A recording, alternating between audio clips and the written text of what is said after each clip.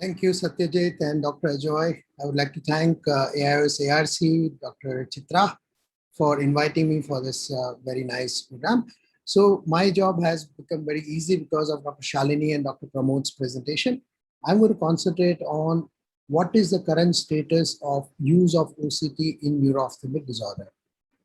So when an OCT picture is given to you, or if you have ordered OCT for a neuro-ophthalmic disorder, what exactly you're looking at?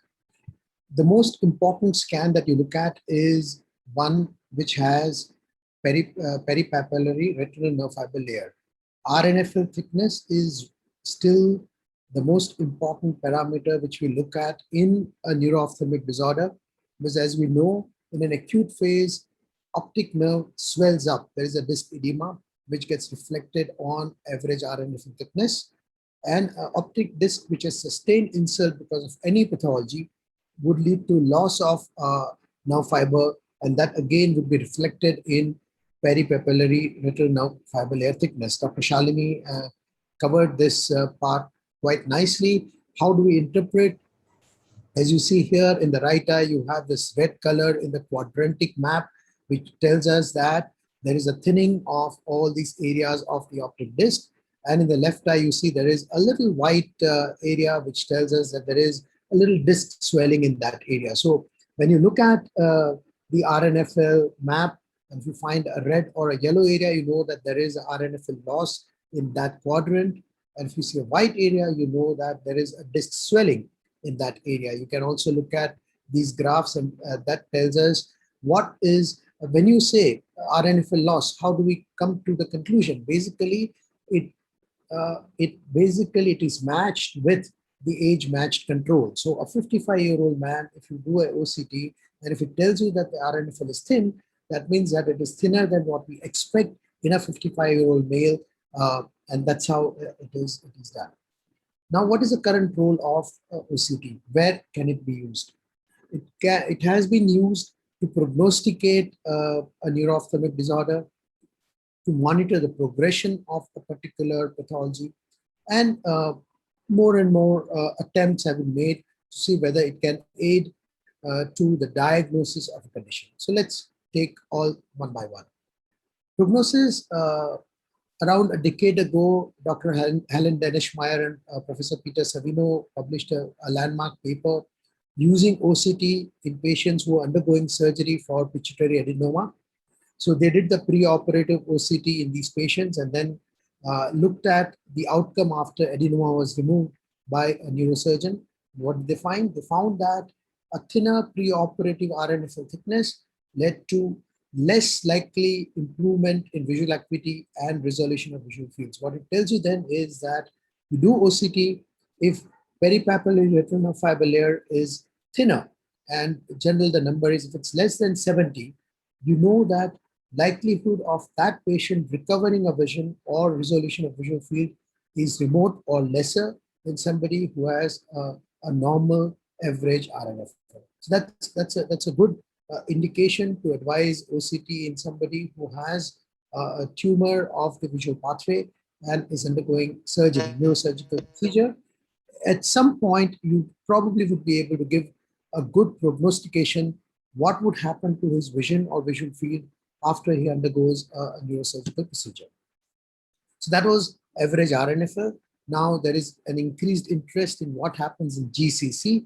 GCC is ganglion cell complex, comprised of two layers, ganglion cell layer and inner plexiform layer. And this is how those maps looks like. Shalini also showed you that now these maps can be combined in one printout.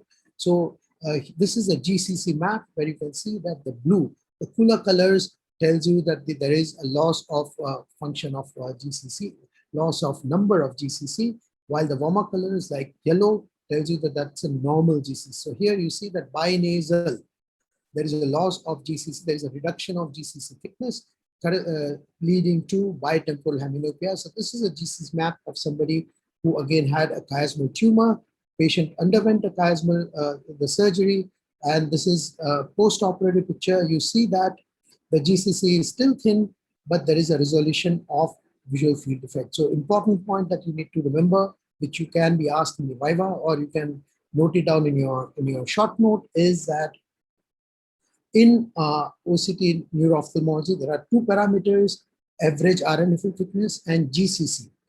GCC in, let's say, in a compressive lesion gives you a thinning much before a visual field defect is seen, or even before the thinning is seen on average RNFL. So GCC seems to be an average indicator of what's going on with the visual pathway, especially in these patients with brain tumor.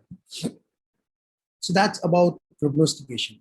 Now let's look at this. 28-year-old female comes to you with gradual progressive loss of vision.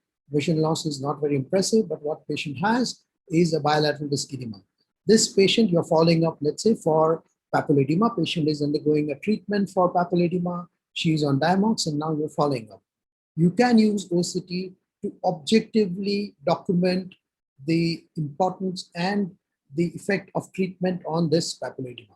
So if you do OCT before starting the treatment and do the serial OCT and see if there is a reduction of average RNFL thickness, then you objectively know that your Diamox is working and patient's disc edema is going down. In the olden days, we used to do the same by fundus examination and looking at the disc photo. You can use OCT for the same purpose. Sometimes you have a swollen disc and you don't know whether it's a true disc edema or a pseudo disc edema, and OCT has been used to differentiate between the two. These are examples of pseudo disc edema. So you know that this is how optic nerve drusen will look like. It will have a lumpy, bumpy appearance of the internal surface, while a true disc edema will have a smooth contour of the internal surface. So you do OCT and look at the internal contour. It can give you a clue whether it's a true disc edema or a pseudo disc edema. Similarly, the basement Brooks membrane RP complex, you see there is a positive angle when there's a disc edema. When it's resolved, there is a negative angle. So this is how it can be used. Another use of OCT, when you don't know, patient has come for routine checkup, you find the disc which appears to be pale, and if you find that the OCT shows RNFL thinning, you know that that pale disc is, and it has to be chased. So to summarize, other uses can be, there can be thinning in subclinical neuritis, multiple sclerosis. There can be RNFL thinning seen in patients with Alzheimer's disease and Parkinsonism. So OCT is being tried now to be used as a biomarker for the progression of these disorders. Word of caution, in no PLIs also, you can find some amount of thickness on OCT, and children, the data is not really foolproof. So in other words, OCT has a role to play. Disc edema, it can be used to differentiate between true disc edema and a pseudo disc edema, and to monitor the progression. Pale disc, it can give you a clue as to how much of the RNFL is lost, and it can also be used for other visual pathway lesion. I thank AIRC